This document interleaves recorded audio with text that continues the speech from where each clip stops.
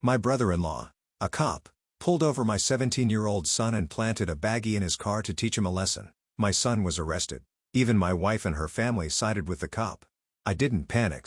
I did this. At the arraignment, I gave the prosecutor a single file. My wife and brother-in-law screamed because Derek Morrison had learned long ago that the most dangerous enemies were the ones who shared your dinner table. 20 years in military intelligence had taught him to read people, to spot deception in the smallest gestures, the briefest glances, but he'd let his guard down at home. That was his first mistake. The second was trusting his family. Derek ran Morrison Security Consulting from a converted warehouse in industrial Baltimore. Former CIA discharged after a mission in Afghanistan went sideways. Not his fault, but someone needed to take the fall. He'd built his business on corporate investigations, missing persons, and the occasional marital surveillance case. Ironic, considering what he was about to discover about his own marriage. His wife, Brenda, worked as a real estate agent. Successful enough to afford the BMW and designer handbags, she flaunted around their suburban neighborhood. They've been married 18 years, had a 17-year-old son named Kyle who was Derek's pride and joy. The kid was smart, stayed out of trouble, had college prospects. Everything Derek had fought for overseas, a normal American family. Brenda's brother, Rick, was a Baltimore City police detective 15 years on the force. Family barbecues, holiday dinners, Kyle's baseball games. Rick was always there playing the role of devoted uncle and supportive brother-in-law. Derek had never particularly liked him. Rick had dead eyes and a mean streak. He hid behind his badge, but Brenda worshipped her older brother. The first crack in Derek's carefully constructed world came on a Tuesday evening in October. Kyle burst through the front door, his face pale and hands shaking. Derek looked up from his laptop where he'd been reviewing background checks for a corporate client. "Dad, I need to tell you something, and you're not going to believe it." Derek closed the laptop. In his experience, when someone started a conversation that way, you'd better listen carefully. "What happened?" "Uncle Rick pulled me over tonight. I was driving home from Emma's house, staying under the speed limit. Everything normal. He turned on his lights, made me get out of the car." Kyle's voice cracked. "Dad. He planted something in my glove compartment, a bag of what looked like cocaine. Then he found it during the search." Derek's blood went cold. "What did you do?" "I recorded it on my phone. I started recording when I saw it wasn't pulling me over. Just thought it was weird. I got the whole thing, him putting the bag in there, then pulling it out and acting surprised." Smart kid. Derek had taught him to always document unexpected encounters with authority figures. "Where's the phone now?" "Hidden in my room. He arrested me, Dad. Took me to the station. Booked me the whole thing. Uncle Rick told everyone I was a drug dealer. Mom picked me up after bail, and Kyle's voice broke completely. "She said maybe this would teach me a lesson about the kids I hang around with. She believed him over me." Derek stood slowly processing. This wasn't random. Rick didn't plant evidence on his own nephew for kicks. This was targeted, calculated. But why? "Where's your mother now?" "Upstairs. She said she needed time to think about our family's reputation."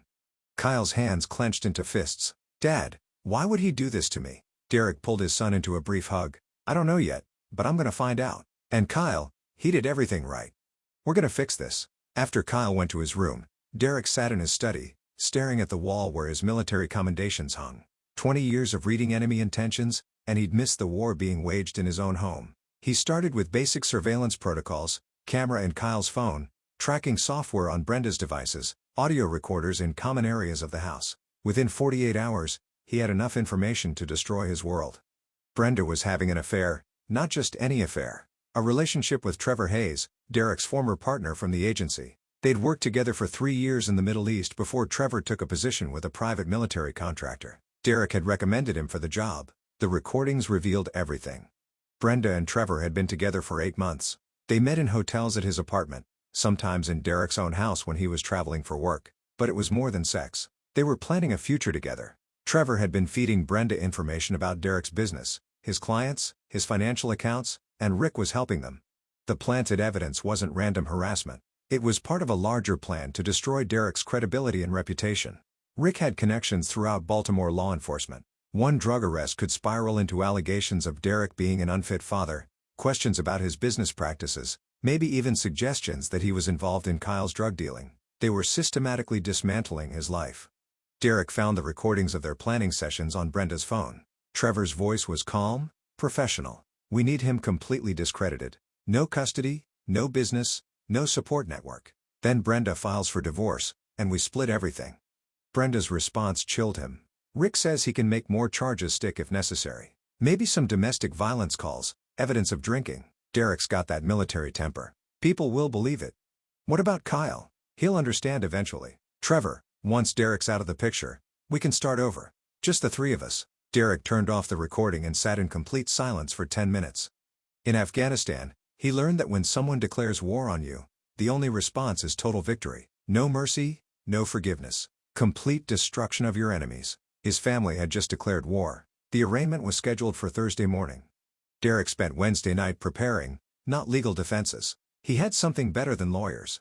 Thursday morning, Derek arrived at the courthouse carrying a single manila folder. Kyle sat beside him, nervous, but trusting his father's judgment. Brenda sat 3 rows behind them with Rick, both wearing expressions of grim satisfaction. The prosecutor, a middle-aged woman named Lisa Chun, began reading the charges. Possession with intent to distribute. Kyle could face serious jail time if convicted. Derek stood up. Your Honor, before we proceed, I'd like to present evidence that these charges were fabricated. The prosecutor looked annoyed. Mr. Morrison, this isn't the time for her. Your Honor, Derek interrupted. I have video evidence of the arresting officer planting the evidence in my son's vehicle. The courtroom erupted. Derek heard Brenda gasp behind him, heard Rick hiss something under his breath. The judge called for order. This is a serious allegation, Mr. Morrison. Derek handed the folder to the bailiff. The video is clear and unedited. Detective Rick Palmer planted the evidence, then conducted an illegal search to discover it. As the video played on the courtroom screen, Derek watched Rick's face turn white. The evidence was undeniable. Kyle's phone had captured everything from the perfect angle. The charges were dismissed within 20 minutes. Rick was escorted out by internal affairs investigators who'd been called to the courthouse. Brenda followed him, shooting Derek a look of pure hatred. Derek had won the first battle, but he knew the war was just beginning. That evening, Trevor showed up at Derek's house. We need to talk, Trevor said when Derek answered the door. I figured you'd come by eventually. Derek stepped aside to let him in. They stood in the living room where Derek had once considered this man a friend. Trevor was still built like the operator he'd been, 6'2", athletic, the kind of confidence that came from surviving firefights and covert operations. You made a mistake today, Derek. Really? Which part? Saving my son from a felony conviction or exposing your girlfriend's corrupt brother? Brenda's not my girlfriend anymore. Trevor's smile was cold. She's my partner, and you just cost us a lot of time and money. Derek felt his hands clench. Time and money? Did you really think this was about sex? Brenda's been feeding me information about your clients for months. Corporate executives, politicians, dirty cops. Your files are worth millions to the right people. The pieces clicked into place. Derek's business specialized in investigating corruption. His files contained evidence that could destroy careers, topple governments, bankrupt corporations. Trevor hadn't seduced his wife. He'd recruited her. She's been copying everything, Derek said. Everything. Client lists, evidence files, financial records. We've already sold information to 3 of your targets. They paid very well to know what you had on them. Derek's mind raced through the implications. His clients trusted him with their most sensitive information. If that trust was broken, his business was finished. Worse, some of his files contained information that could get people killed. The drug thing was supposed to discredit you slowly, Trevor continued. Make people question your judgment, your reliability, but you've accelerated our timeline. Now we have to be more direct. Meaning, Trevor pulled out his phone, showed Derek a series of photographs, pictures of Derek's office being searched, his files being copied, his computer systems being hacked. We've been in your business for months, Derek. We know about the Morrison Group accounts, the offshore holdings, the cash reserves you keep for emergency operations. As of this morning, Brenda has legal access to all of it. Derek felt the walls closing in. She filed for divorce. Emergency petition claiming you threatened her and Kyle, that you're unstable and dangerous. Rick provided supporting testimony about your violent reaction to Kyle's arrest. Brenda's got a restraining order and control of all marital assets pending the hearing. The brilliance of it was almost admirable. They turned his victory in court into evidence of his instability. The same man who'd exposed police corruption was now being painted as dangerous and unhinged. You've got 48 hours to clear out of this house, Trevor said. Brenda's moving back in tomorrow with her new security detail. Security detail? Some of my former colleagues, military contractors, they'll be here to protect her from her dangerous ex-husband. Trevor headed for the door then stopped. Derek, you taught me well in Afghanistan. Always have an exit strategy. You just never thought you'd need one for your own family. After Trevor left, Derek sat in his kitchen for an hour planning. They've been thorough, professional, but they made one critical error. They declared war on Derek Morrison, And Derek Morrison had never lost a war. Over the next week, the attacks escalated. Derek's business clients began canceling contracts after receiving anonymous packages containing evidence of Derek's instability. His bank accounts were frozen pending the divorce proceedings. Someone, almost certainly Rick's police contacts, began investigating Derek for tax evasion, weapons violations, and potential espionage charges related to his government work. Derek moved into a small apartment, paying cash from emergency funds Trevor hadn't discovered. He watched as Brenda moved back into their house with 3 armed contractors. Kyle was staying with Brenda's parents, forbidden from contacting Derek under the restraining order. They were destroying him systematically professionally. Derek had to admit it was impressive, but while they've been busy dismantling his life, Derek had been busy too. Derek's counterattack began on a quiet Sunday morning 3 weeks later. Trevor Hayes woke up in his downtown apartment to find Derek sitting in his kitchen drinking coffee. "Security system's decent," Derek said conversationally. "But you always did rely too much on technology over human intelligence." Trevor reached for the gun he kept in a kitchen drawer. Derek held up the weapon. "Looking for this? How did you get in?" "Same way I got into enemy compounds in Fallujah. Same way I got into cartel safe houses in Colombia. You remember my skill set, Trevor?" Trevor backed against the wall. "Derek, whatever you're thinking. I'm thinking about Afghanistan. Remember that village outside Kandahar? The one where our interpreter sold us out to the Taliban." Derek set down his coffee. "You wanted to just transfer him. I wanted him dead. You said I was too brutal. That was different. Was it because he betrayed us to our enemies just like you did? And just like him, you're gonna pay for it." Derek stood up, and Trevor saw something in his eyes that made him step back. This wasn't the Derek he'd known. This was the operator who'd earned his reputation in the darkest corners of America's foreign wars. "Here's what's gonna happen," Derek said quietly. "You're gonna transfer every dollar you stole from my clients back to my accounts. You're gonna provide me with documentation of every file you copied, every person you sold information to, and then you're gonna disappear. I can't just—" Derek moved faster than Trevor could react. One moment they were talking. The next Trevor was on the floor with Derek's knee on his throat. "Do you remember what I did to that Taliban cell leader who tortured our people?" Derek's voice was perfectly calm. "I'm older now, but my hands still work the same way." Trevor nodded frantically. "Good. You have 6 hours." Derek's next stop was the Baltimore Police Department. Rick Palmer was at his desk suspended pending internal affairs investigation, but still defiant. He looked up as Derek approached. "You're not supposed to be here, Morrison. Restraining order. Remember? The restraining order applies to my wife and son, not you." Derek sat down across from Rick's desk. "We need to discuss your retirement." Rick laughed. "Retirement? About 15 years on the force. I'm not going anywhere." Derek placed a table on the desk. "Press play." Security footage filled the screen. Rick taking money from Trevor.